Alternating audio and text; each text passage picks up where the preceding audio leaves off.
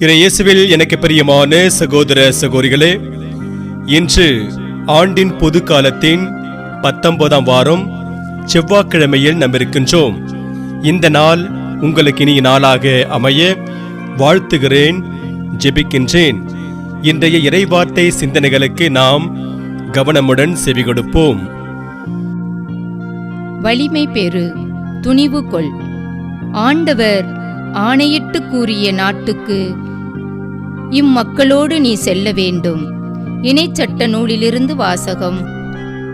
அதிகாரம் 31, இறை திருவசனங்கள் 1-8 முடிய. மோசே பின்வரும் வார்த்தைகளை இஸ்ரவேலர் அனைவருக்கும் கூறினார். அவர் சொன்னது: இன்று எனக்கு வயது 120. இனி என்னால் நடமாட இயலாது. மேலும் நீ யோர்தானை கடக்க மாட்டாய் என்று ஆண்டவர் எனக்கு கூறியுள்ளார். உன் கடவுளாகிய ஆண்டவரே உன் முன் செல்வார். அவரே உன் முன்னின்று இந்த வேற்றினங்களை அழிப்பார். நீ அவற்றுக்கு உரியவற்றை உடைமையாக்கிக் கொள்வாய். ஆண்டவர் சொன்னபடி யோசுவா உனக்கு முன்பாக செல்வான். எமோரியரின் மன்னர்களான சீகோனுக்கும் ஓகுக்கும் அவர்களின் நாட்டுக்கும் செய்தது போல, அவர்களை அழித்தது போல ஆண்டவர் அவற்றுக்கும் செய்வார். ஆண்டவர் அவர்களை உங்களிடம் ஒப்படைப்பார். நான் இன்று உங்களுக்கு கட்டளையிட்ட அனைத்து கட்டளைகளின்படி நீங்கள் அவர்களுக்குச் செய்யுங்கள். வலிமை பெறு, துணிவு கொள், அஞ்சாதே, அவர்கள் முன் நடுங்காதே. ஏனெனில் உன் கடவுளாகிய ஆண்டவரே உனக்கு முன் செல்பவர். அவர் உன்னை விட்டு விலக மாட்டார், உன்னை கைவிடவும் மாட்டார். பின்னர் மோசே யோசுவாவை வரவழைத்து இஸ்ரவேலர் அனைவர் முன்னிலையிலும் அவரிடம் கூறியது: வலிமை பெறு, துணிவு கொள். இவர்களுக்கு கொடுப்பதாக அவர்களின் மூதாதையருக்கு ஆண்டவர் ஆணையிட்டு கூறிய நாட்டுக்குள் இந்த மக்களோடு நீ செல்ல வேண்டும். அதை அவர்கள் உரிமையாக்கிக் கொள்ளுமாறு செய்ய வேண்டும். ஆண்டவரே உனக்கு முன் செல்வார். அவர் உன்னோடு இருப்பார். அவர் உன்னை விட்டு விலக மாட்டார்.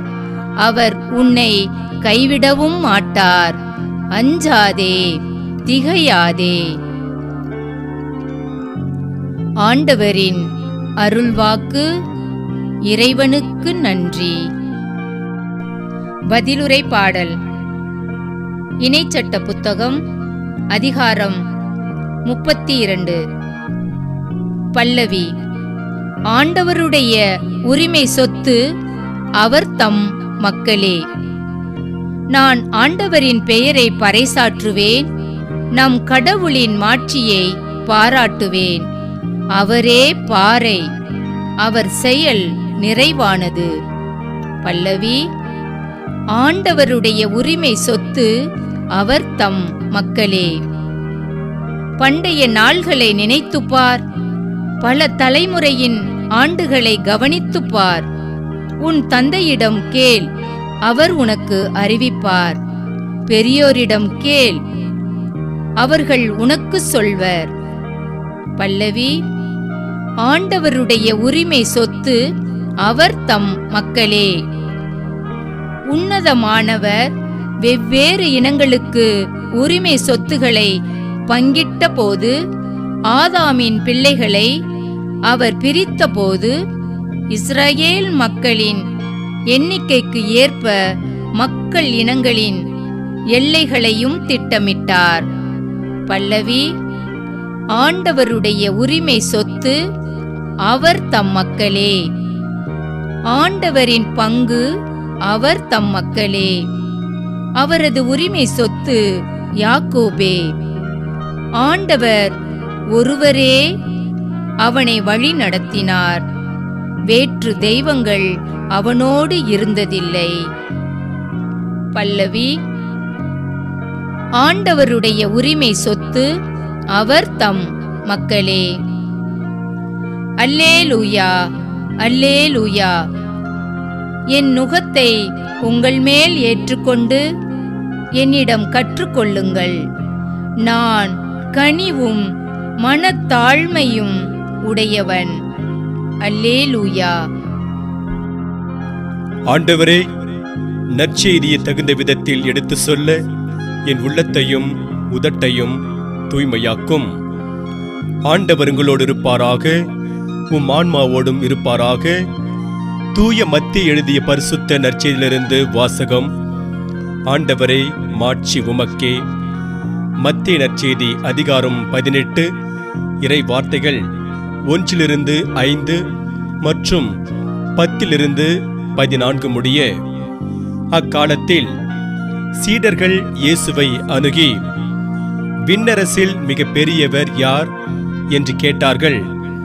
அவர் ஒரு சிறு பிள்ளையை அழைத்து அவர்கள் நடுவில் நிறுத்தி பின்வருமாறு கூறினார்: நீங்கள் மனம் திரும்பி சிறு பிள்ளைகளைப் போல் ஆகாவிட்டால் விண்ணரசில் புகமாட்டீர்கள் என உறுதியாக உங்களுக்கு சொல்கிறேன். இந்த சிறு பிள்ளையைப் போல தம்மை தாழ்த்திக் கொள்பவரே விண்ணரசில் மிக பெரியவர். இத்தகைய சிறு பிள்ளை ஒன்றை என் பெயரால் ஏற்றுக்கொள்பவர் எவரும் என்னையே ஏற்றுக்கொள்கிறார். இச்சிறியோருள் ஒருவரையும் நீங்கள் இழிவாக கருத வேண்டாம். கவனமாயிருங்கள். இவர்களுடைய வானதூதர்கள் என் விண்ணக தந்தையின் திருமுன் எப்பொழுதும் இருக்கின்றார்கள் என நான் உங்களுக்கு சொல்கிறேன். ஏனெனில் மானிட மகன் நெறி தவறியோரை மீட்கவே வந்தார். இந்த நிகழ்ச்சியை பற்றி நீங்கள் என்ன நினைக்கிறீர்கள்? ஒருவரிடம் இருக்கும் 100 ஆடுகளுள் ஒன்று வழி தவறி அலைந்தால் அவர் 99 ஆடுகளையும் மலைப்பகுதியில் விட்டுவிட்டு வழி தவறி அலையும் ஆட்டை தேடி செல்வார் அல்லவா? அவர் அதை கண்டுபிடித்தால் வழி தவறி அலையாத 99 ஆடுகளையும் பற்றி மகிழ்ச்சி அடைவதை விட வழி தவறிய அந்த ஓர் ஆட்டை பற்றியே மிகவும் மகிழ்ச்சி அடைவார் என உறுதியாக உங்களுக்கு சொல்கிறேன். அவ்வாறே இச்சிறியோருள் ஒருவர் கூட நெறி தவறி போகக்கூடாது என்பதே உங்கள் விண்ணக தந்தையின் திருவுளம். ஆண்டவரின் அருள்வாக்கு. கிறிஸ்துவே உமக்கு புகழ். நற்செய்தி வாக்கினால் என்னுடைய பாவங்கள் அகல்வதாக. ஆமென். தன் வீரர்களே விலை மதிக்க பெறாத மாணிக்கங்கள். இயேசுவில் எனக்கு பிரியமான சகோதர சகோதரிகளே, அருகருகே இருந்த 2 நாட்டு மன்னர்கள் ஒரு சமயம் சந்தித்துக் கொண்டார்கள். வாஞ்சையோடு அவர்கள் இருவரும் பேசிக் கொண்டிருக்கையில் ஒருவர் இன்னொருவரிடம், எங்களுடைய நாட்டில் விலை மதிக்க பெறாத 2 மாணிக்க கற்கள் இருக்கின்றன. அவை இரவில் ஒளிரும். இது மாதிரியான மாணிக்க கற்கள் உங்களுடைய நாட்டில் எத்தனை இருக்கின்றன என்றார். இதற்கு இன்னொரு மன்னர், எங்களுடைய நாட்டில் நீங்கள் சொல்வது மாதிரியான விலை உயர்ந்த அதே நேரத்தில் இரவு நேரத்தில் ஒளிரக்கூடிய மாணிக்க கற்கள் இல்லை. ஆனால் வேறு மாதிரியான மாணிக்க கற்கள் இருக்கின்றன. எங்கள் நாட்டில் உள்ள 4 தளபதிகள் அந்த மாணிக்க கற்கள். ஒருவர் எல்லையில் இருந்து கொண்டு எதிரிகள் நாட்டிற்குள் ஊடுருவாமல் பார்த்துக் கொள்கின்றார். இன்னொருவர் கடற்பக்கம் இருந்து கடற்கொள்ளையர்கள் நாட்டிற்குள் புகுந்து விடாமல் பார்த்துக் கொள்கின்றார். 3ஆமவர் நாட்டிலுள்ள திருடர்களிடமிருந்து மக்களை பாதுகாக்கின்றார். 4ஆமவர் மக்களின் தேவைகளை அறிந்து அவற்றை தீர்த்து வைக்கின்றார். இதனால்தான் இந்த 4 தளபதிகளையும் எங்கள் நாட்டில் உள்ள மாணிக்க கற்கள் என்று சொல்கிறேன் என்றார். இதை கேட்டு உண்மையான மாணிக்க கற்களை மாணிக்க கற்கள் என்று சொன்ன மன்னர் வியந்து போனார். இறையேசுவில் பிரியமான சகோதர சகோதரிகளே, மக்களுக்கு அர்ப்பண உள்ளத்துடன் பணியாற்றிய தளபதிகளை மாணிக்க கற்கள் என்று மன்னர் சொன்னது நமது கவனத்திற்கு உரியது. இன்று நாம் பாடக்கேட்ட பதிலுரை பாடலில் மோசே ஆண்டவரின் பங்கு அவர்தம் மக்களே என்கிறார். இதை பற்றி நாம் சிந்தித்து பார்ப்போம். திருச்சட்ட நூலில் இடம்பெறும் மோசேயின் பாடலிலிருந்து எடுக்கப்பட்டதுதான் இன்று நாம் பாடக்கேட்ட பதிலுரை பாடல். இப்பாடலில் மோசே ஆண்டவரின் பங்கு அவர்தம் மக்களே, அவரது உரிமை சொத்து யாக்கோபு என்கிறார். அடிமைத்தன வீடாகிய எகிப்திலிருந்து இஸ்ரவேல் மக்களை விடுவிக்க ஆண்டவர் தேர்ந்து கொண்ட கருவி மோசே. இவர் சீனாய் மலையில் ஆண்டவரோடு 40 நாட்கள் இருந்து அவர் கொடுத்த 10 கட்டளைகளை மக்களுக்கு கொடுத்தவர். அது மட்டுமல்லாமல் அவர் ஆண்டவரின் உள்ளத்து விருப்பத்தை அறிந்து அவரது அடியவராக ஊழியராக இருந்தவர். இப்படிப்பட்டவர் ஆண்டவரின் பங்கு அவர்தம் மக்களே, அவரது உரிமை சொத்து யாக்கோபே என்று சொல்லக்கூடிய வார்த்தைகள் ஆழமான சிந்தனைக்குரியவை. ஆண்டவராகி கடவுளுக்கு வேறு எதுவும் பங்காக உரிமை சொத்தாக இருக்கவில்லை. அதாவது மக்களாகிய இஸ்ரவேலரே பங்காகவும் உரிமை சொத்தாகவும் இருந்தார்கள். இதை திருவிவிலியத்தில் வருகின்ற பல இறை வார்த்தைகள் நமக்கு உணர்த்துகின்றன. திருப்பாடல் 17ஆம் அதிகாரம் 8, நீதிமொழிகள் புத்தகம் 7:2. இப்படி இஸ்ரவேல் மக்கள் ஆண்டவரின் பங்காக உரிமை சொத்தாக கண்ணின் மணியாக இருக்கும்போது அவர்கள் கடவுளின் வார்த்தையின்படி நடந்திருந்தால் நலமாயிருந்திருக்கும். அவர்கள் அப்படி நடக்காததுதான் வேதனையான செய்தி.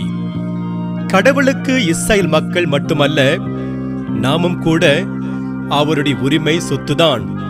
அதனால் நாம் அவரது வார்த்தையின்படி நடக்க முயற்சி செய்வோம்.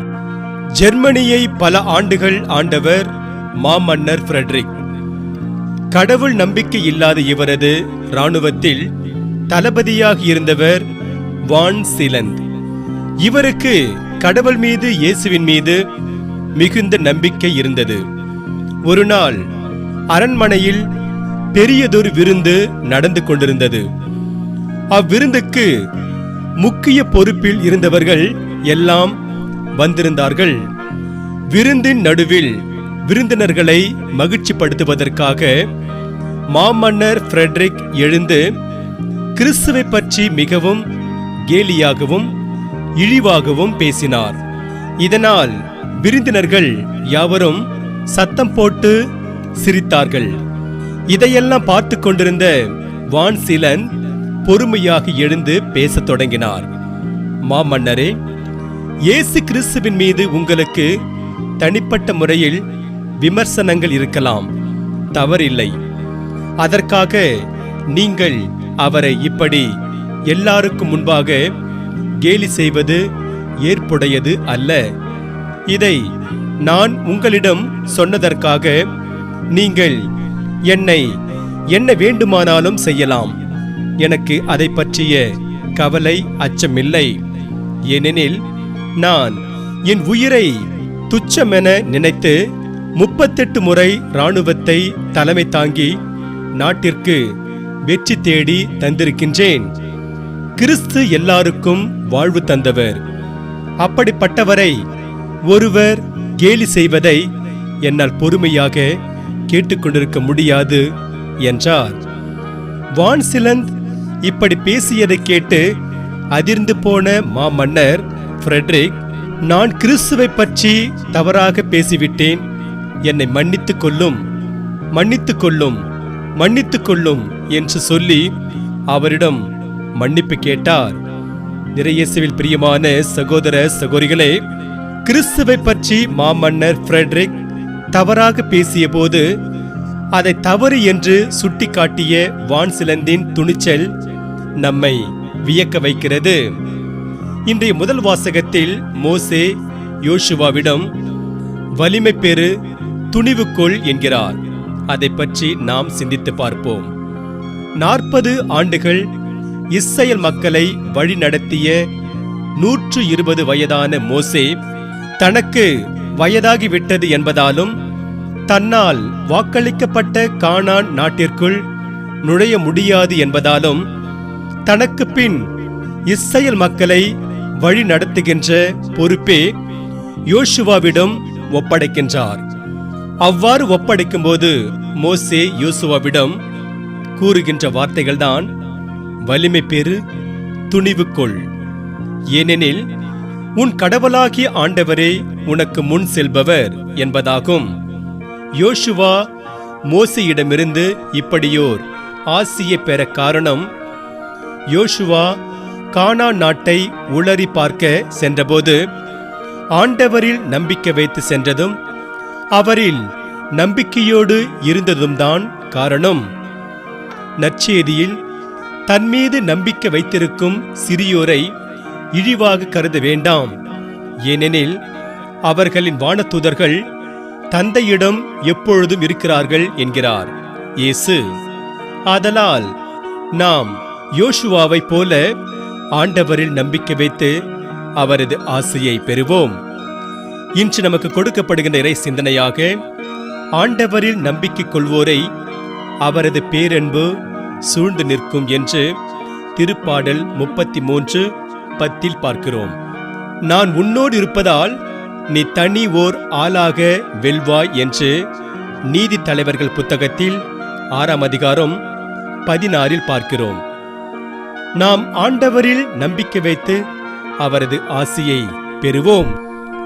இன்று நமக்கு கொடுக்கப்படுகிற இறை வார்த்தையாக, நான் உன்னோடு இருக்கிறேன், எவரும் உனக்கு தீங்கு செய்ய போவதில்லை என்று திருத்துதர் பணிகள் 18ஆம் அதிகாரம் 10 ஆண்டவர் கூறுகிறார். ஆகையால் இறையேசுவில் பிரியமான சகோதர சகோதரிகளே, நாம் ஆண்டவரில் நம்பிக்கை வைத்து வாழ்ந்து இறையருளை நிறைவாக பெறுவோம். இறைவன் உங்கள் அனைவரையும் நிறைவாக ஆசீர்வதிப்பாராக. ஆமென்.